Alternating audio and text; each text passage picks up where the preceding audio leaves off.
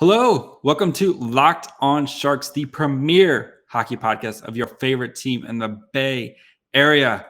And today we have Victoria Royals defenseman, San Jose Sharks prospect, defenseman Gannon Laroque on the show today. He talks about his year in Victoria last year, playing on the CUDA, and his nickname Pebbles and why it needs to be changed. All that and more on today's episode of Locked On Sharks. You're Locked On Sharks, your daily podcast on the San Jose Sharks. Part of the Locked On Podcast Network, your team every day.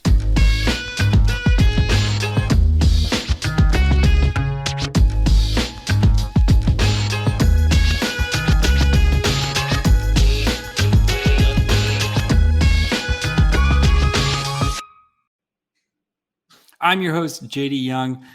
Thank you guys, of course, for making us your first listen of the day. We're free and available wherever you get podcasts. And today's episode, like I said, we're going to be talking with Gannon Laroque. He discusses, playing with Victoria, missing the playoffs by 1 point, what he needs to work on before moving to the next phase of his pro career. And, of course, his nickname Pebbles. So enjoy interview with Gannon Laroque. Hello, welcome to Locked On Sharks. And today we are joined by rising cult figure in the Sharks prospect world, Gannon Laroque. Gannon, it is the Summer of Gannon right now. You were named the defensive, WHL BC Division Defenseman of the Year. You sign your ELC. You get named captain of the Victoria Royal. Everything's coming up Gannon right now. How's it feel right now over the past couple of weeks? Yeah, it's hard to put it into words, but it's been a whirlwind of emotions for sure. It's been really exciting. I actually didn't even realize the Defenseman of the Year for BC was even coming out. I was watching the draft lottery, so it's been really fun. And obviously signing the ELC is it's a great honor and it's a pleasure. So, just really looking forward to development camp and, getting started. So your ELC. So, it's kind of this culmination of everything you worked for, and you're actually signing, pen to paper. What does it mean to you? When you finally, I know you guys have been working on it for a little while, but what does it mean when you finally get the call from Doug Wilson Jr. saying hey, we're doing this now? It's just straight excitement, and I don't want to take it too high, there's everybody talks about, don't get too high and don't get too low in your emotions. So, I'm just trying to obviously take it and use it as motivation to, continue my path and, get to the goal of playing in the NHL. So. I know your parents are bankers and they're not going to let you blow all the money, but did you buy anything fun yet? Maybe some new clubs? I don't know. Anything fun? No, I haven't bought literally anything yet. I'm not going to say my parents are my savior for my money because I'm actually maybe the cheapest person you might meet. So I can't even buy a $5 bottled water from the gas station if I wanted to. So it's all right. You're much better man than I am, because I would have been we're going to Target and I'm buying the dumbest thing I can possibly get at Target. So right now, especially, definitely it's good to save that money and stuff. But I think maybe some new golf clubs. Treat yourself a little bit this summer. So won't be the worst thing in the world. So especially you're going to have to practice before you get to the Barracuda, because some new clubs might not hurt. But that's literally what everybody's saying. Yeah. So, of course, and then you were also named the captain of the Royals. What does that mean, especially kind of being really young? You just turned, you're going to turn 19 here at the end of the summer. But, what does that mean to be a captain for you? It's truly an honor. I know I've said that a lot, and I don't mean to be, that guy, but it's really an honor. Our captain last year, Taryn Pfizer, can't say enough about him. Great guy, and I learned a lot. The biggest thing I took from him is just being able to find the balance between showing people on the ice and like in the locker room as well. And, just trying to have a relationship with everybody and know what they need, obviously. But yeah, it's a great honor to be able to be the captain for next year. And just really looking forward what our team could do, because we're coming back hungry next year. So for people don't know, like, what is a captain's kind of responsibilities? Maybe if, people, Logan Couture's the captain for the Sharks, but like, what is the captain kind of expected to do? So like, just as a player, if there's anything from a coaching staff perspective, they might relay it to me first before going to the team, and obviously just from a team perspective, just trying to be that guy that, if they need to be relied on, if somebody needs some help with something, for example, or, you're just trying to do everything for the team. You're just kind of, it's like leading a team for, in the banking industry or like a company. You're kind of like an owner kind of thing. So you're just trying to be that guy to be there for people. So I know the Royals, you guys just missed the playoffs this year. So I assume the goal next year is to try to make the playoffs with the Royals.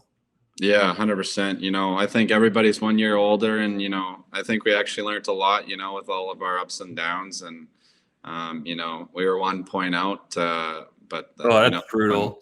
One crucial point. So it came down to the last game, and for people that know. So, we learned a lot, and we're really excited to get back. I've been talking to all the guys, and, we're just, we're itching to get back. We're just like, oh, can we go now? Can we go? So just waiting for it. So with the Royals, like we talked to you last year after you got drafted, and you said your big thing you wanted to do was work on your offensive game, and you did that this year in spades. You had 10 goals and 42 assists in 62 games. What do you think was the biggest reason for such a huge jump in production?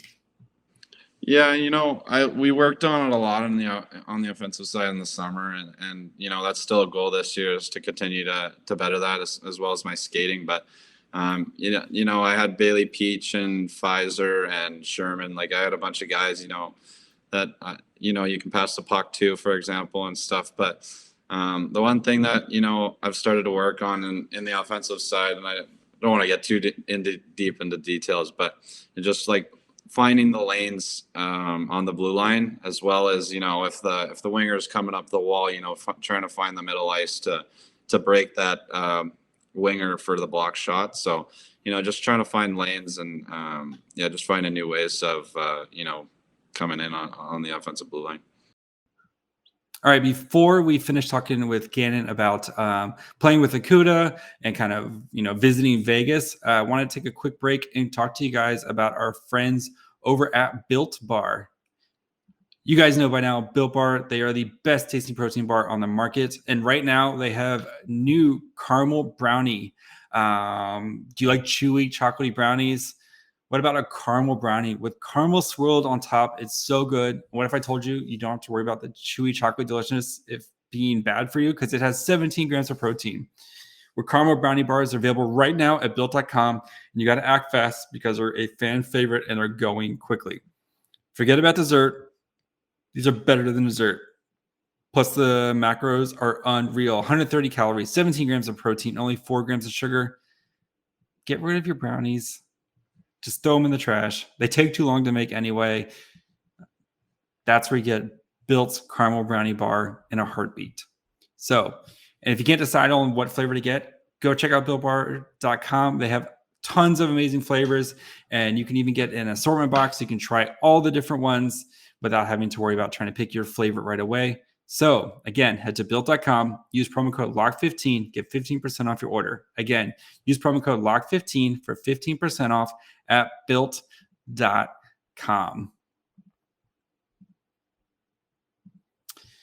We have an important favor to ask you. We're putting together a survey so we can learn more about our listeners like you and make your favorite Locked On podcast like this one even better. This is your opportunity to tell us what you like and don't like about Locked On Podcasts. Go to lockedonpodcast.com/survey right now to get started. It won't take long, and everyone that enters the survey can qualify for a chance to win one of 10 $100 Ticketmaster gift cards. To take our audience survey, go to lockedonpodcast.com/survey. Thanks for your help. So what do you want to work on next? I know, like, you hear guys like Jordan or like LeBron James, where it's like they go into the summer like, okay, this is the thing I want to work on and kind of become a master of that before I go into the next season. Is it, do you want to work on your transition game? Do you want to kind of be more of a shutdown defenseman? Like, what's the thing that your goal for this summer? Yeah, like I'd say like the most two important things, one being my feet, obviously. The guys I got a little bit of a taste at the end of the season there in the A, lateral movement in the corners and stuff like that. My first few steps, I think, are going to be huge for me. And then the second one is just like stick position and stick work and, obviously just working on the transition game, getting the puck up quick, finding the lanes, and then thirdly, I just guess we just talked about the offensive game. So, yeah, I mean, that's, so how, with your time with the Barracuda, you saw like, how kind of bigger and faster these guys were. Like, I think, we kind of mentioned before, like the subtlety stuff where it's like in the corner where these guys, they've been playing for, since you were a small baby. Like, what was it like kind of playing with the Cuda, like, and playing against like these grown men? Yeah, it was really fun. Like, the coaching staff and the players were really good. They didn't have the season that they probably wanted, but guys like Onyebuchi and Chichek, guys like that on the back end, they really welcomed me in, and everybody as well welcomed me in, obviously. But I don't even remember who it was, but I think I got hit pretty hard in Bakersfield, and the guy was like 36. He's like twice your age. Yeah, I remember that like, hit. Yeah, I was just sitting there, and I was like, "This is like insane." And just you kind of have to get used to it. But yeah, it was really an eye opener for me to be able to get those games in and get a taste of it. So it was really good. Yeah. Yeah, I mean, watching your film and stuff like that, like you didn't look out of place there. I know. I'm sure it probably felt surreal just, again, playing with these guys where it's kind of everything's just kind of bigger and faster and everything goes so fast. When you go down, you decide, or you get told like, hey, we're going to, San Jose for a couple games. And then you find out you're going to Bakersfield of all places, where you're kind of like, hooray, I get to go to Bakersfield. It's fine if you make fun of Bakersfield, but like, to be honest, I didn't even know where Bakersfield was. Like, I was like, so, like, are we flying here? Are we like? I knew it was California, but I just didn't know where it was. So, I didn't really know what to expect, to be honest with you. I did know we were going to Vegas after. At least they get that right. It's pretty. I've kind of lucked out on that end, I guess. 3 of my first 4 pro games have been there. So, but no, both barns were really nice to be able to play in. Yeah, I mean, I know I've heard the Bakersfield one's pretty nice. I live about 2 hours north of Bakersfield. But yeah, I've heard the Bakersfield one's really nice, and I haven't gotten a chance to go. But, especially because like the Barracuda, they've got their new one opening up this summer. And I know like you most likely won't be there to, I guess, yeah, you won't be there to be part of the initiative. But like, is it kind of exciting? Like being like, oh yeah, I get to be part of an, arena that's probably going to be like 1 or 2 years old by the time you get there. Yeah, I'm really excited to, be able to be a part of that. Seeing that, the fan base will grow and stuff like that. So everything's just going to grow from there, and just really excited. Yeah. So it'll be really good. So what does an 18-year-old do in Vegas though? Cause you can't really do much in Vegas, like the rest of us. So you just like kind of just walking around the strip and kind of taking everything in. Yeah. So like, I was watching a little bit of film, and then I checked my Twitter, I think, and they're like, oh yeah, the draft lottery for the WHL's on. And I was like, I knew my team was like, had a pretty good chance. So I turned it on, and that's when I actually saw the award winners and stuff like that. But yeah, I just kind of walked around literally on the strip with some friends and stuff. And, but yeah, I was just kind of hanging out. There's not much to do. I was really just focused on hockey because it was just a great opportunity for me. So. Yeah, I know it's a business trip, but you still got to kind of check things out. Like if you're in Vegas, you got to still check out Vegas while you can. Yeah. So you did get a point. What happened to your first point puck from the CUDA, from your first pro point? Where's that at? I have no idea, to be honest with you. Did you get it? Did you actually get one right? No. Oh, they didn't give it to you? Yeah. Like I got back to the bench, and everybody was like, "Did you just get that point?" And I'm like, I think I don't know. Like I don't even remember it. It's kind of a blur. So maybe when I'm back at development camp or something, I have no idea. But yeah, I was just glad to get my first pro point, obviously. So It's lost somewhere. Somebody has it, and it's going to be like one of those like I've got Gannon Laroque's first pro point thing that they're going to just hang on to, and like 20 years from now, just be able to sell it on eBay for a bajillion dollars because yeah. So, yeah. So kind of we hear this all the time, but like after playing, in the WHL and then you played a couple games in the AHL, kind of what's the big difference for you between the two? I'd probably say there's like two major differences is like the pace of play. My first shift, I got a puck and I saw the lane to the center and I was like, no, I see the wall first. I'm just going to make it. Like the guy was coming at me. Pace of play and then bigger guys, stronger guys. So, I was told, I got to gain 5-10 pounds of muscle as well. So working on that slowly. But yeah, just my feet obviously is going to be pretty big for that as well. So what's the plan to gain 5 to 10? Do you just eat a bunch of food and then go work out, I guess? Is that the plan to just gain a bunch of weight and muscle? There's a lot more to it than that, obviously. But if you want to kind of just say it in that sense, I guess it's probably the easiest. But yeah. You have to add a new meal in there, like one between like lunch and dinner now to try to get enough calories in. Yeah, lots of protein after my workouts. So. That's good. I mean, you're young. It's, you don't have to worry about it sticking to you yet. Like when you get a little bit older like me and it's like, you're like, do I really want this ice cream? Because I'm totally going to feel it later, but it's okay. So, yeah. So you're, of course you're training for the upcoming season and, you've got development camp and I know you said you're in Kelowna right now playing golf. So what's kind of your summer plans right now other than just kind of working out? So just actually on a little trip here, just playing some golf as well. But I'm here seeing my power skating coach here in Kelowna as well. So get some work in with him and working out as well. But yeah, mostly just sticking close to home in Edmonton, up here in Canada. So just working out 5 days a week and see my movement coach and just really taking care of the body. I've talked about this a lot, but just really love taking care of my body and the recovery side of things. So, how's the golf game? I mean, I played yesterday, and it was pretty good. But today we, it's an up and down day. Let's go with that. What's the handicap at now? I think last time you said 10 to 12. Yeah, it's probably closer to the 10 side now, but nice.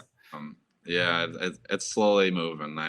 There's some goals in there to get better, but you got to get better, especially when you get to the Barracuda, man. I know those guys play a lot, so yeah, you got to start. I know hockey's number one, but you got to work on that golf game. You don't want to get there and then these guys take advantage of you. So yes. You watching any movies or any streaming anything right now? Just kind of hanging out. Any shows that you're checking out right now or just kind of whatever?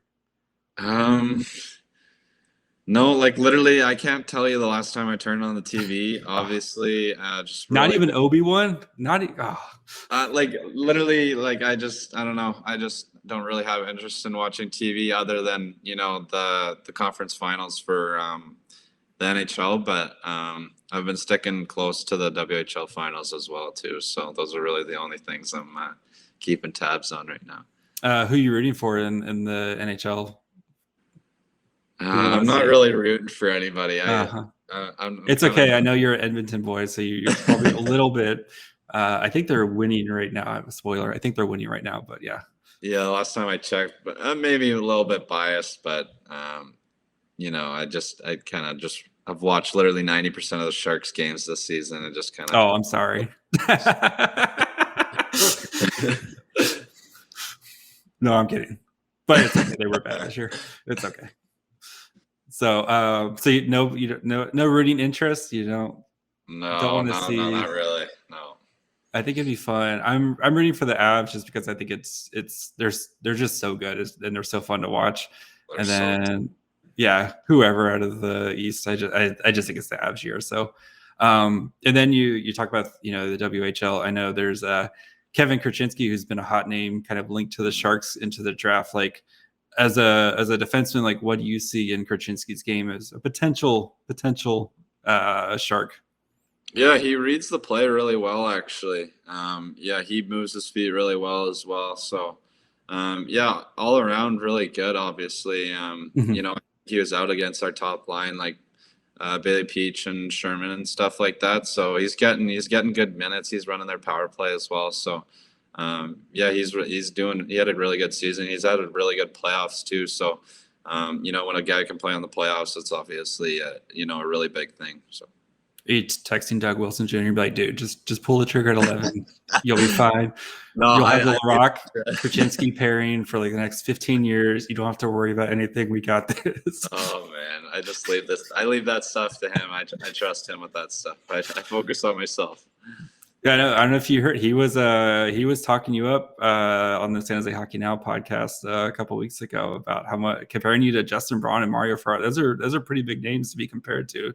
Especially, I know Mario Ferraro is a little bit younger, but Justin Braun is like a sneaky Sharks legend, and just how smooth of a skater and how well he played defense. I mean, is that a little like whoa kind of moment for you hearing Doug Wilson Jr. talk about you that way?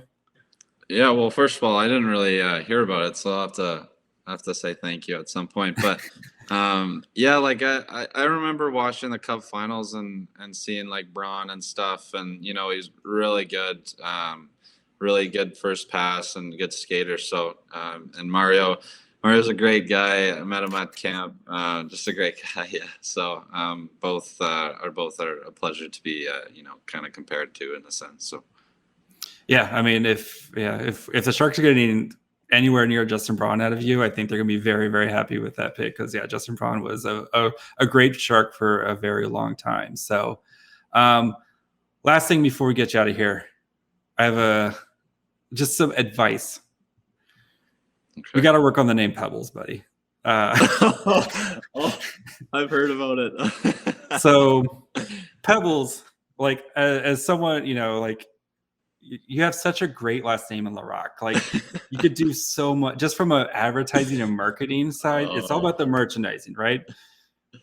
Like you can, Kronwall, the Detroit defenseman, like he got, like when he just would knock a dude out back in the day when you could do that. But like, you got Kronwall. You got Laroque. If you get like a nice shot from the point, Laroque it to the goal. Like Pebbles is the name of Fred Flintstone's daughter. Like, do you want Brett Burns calling you Pebbles? Well, it's like I have a nickname in San Jose, and it's Rocky. So they're like, okay, that's great. Rocky, like, let's go. Yeah. I'm like, okay, this is good. And, and all of a sudden I heard about this Pebble, and I was like, I don't know who's starting this, but like, I'm not. Oh, we know it's Liz. It's Liz. You can start. It's Liz Child, who friend of the show. She's been on the show, and I talk to Liz all the time, but no. It's really this funny. Is me pleading to you. It's really funny. I honestly, it's really hard to change nicknames once you got one in the dressing room, but it's kind of nice to see the people cheering me on by the nickname Pebble, but I'm not going to complain if that's happening. So. You're taking the very diplomatic answer. I appreciate that. So, let's get Laroque. Let's keep Laroque. Everyone likes Laroque. There's so much stuff there. The merchandising. There's too many opportunities. So I've heard the Laroque a few times too. I don't know that there's some crazy ones out there. Pretty funny too. If you just cream a guy along the boards, he got Laroque. There's too many golden opportunities. You were blessed with a great last name. Let's use that to the advantage here. So I'll get with Andy. We'll work out some details on this. So, but all right, Gannon, thank you for your time. If you have anything to plug or anything you want to talk about, that you have all the time in the world right now, buddy. Honestly, just thank you for having me on. It was a really good time. It's been a while, so good to catch up, obviously, and just really looking forward to development camp and main camp, and then my year going with the Royals as well. So Yeah, definitely. I'm trying my best to get to development camp. So hopefully to see all you guys. So really appreciate it, and have a great season, buddy, and stay healthy. All right, guys. Thank you for listening to our Gannon Laroque podcast interview. It was nice to have Gannon on, and I think I see big things for him. The way the kid works, he's hockey 100% of the time, all the time. So you can check out the podcast on Facebook, Instagram, and Twitter. You guys know I man those and will basically answer most, if not all, responses. Of course, subscribe on Apple. Wherever you listen to podcasts, Apple, Spotify, Odyssey, all those places. If you're on Apple, please leave a 5-star review. I'll be more than happy to read them online, so you get your little 10 seconds of fame on the podcast. Who among us doesn't want to like hearing our names on the podcast? So go ahead and do that. And if you haven't already, please subscribe on YouTube. We're getting really close to 850. The goal is to get to 1,000 before the draft. So yeah, it really does help out. It helps to kind of grow the podcast, and yeah, really would help me out. So if you haven't subscribed, please do so. You get to see my little ever-changing Lego figures. We have the Imperial probe droid today hanging out with me. So, and we'll be back again tomorrow with Byron Bader, who's going to be talking about his prospecting model and some of the prospects he likes in this 2020 draft and some of these Sharks prospects. So make sure you guys come back for that, and go check out the NHL channel if you want to go listen to some of the what's going on in the playoffs right now, because you don't like listening to me talk about the playoffs. So maybe when the Sharks are actually in the playoffs, that's a different story. So, and yeah, we'll be back tomorrow. Bye, friends.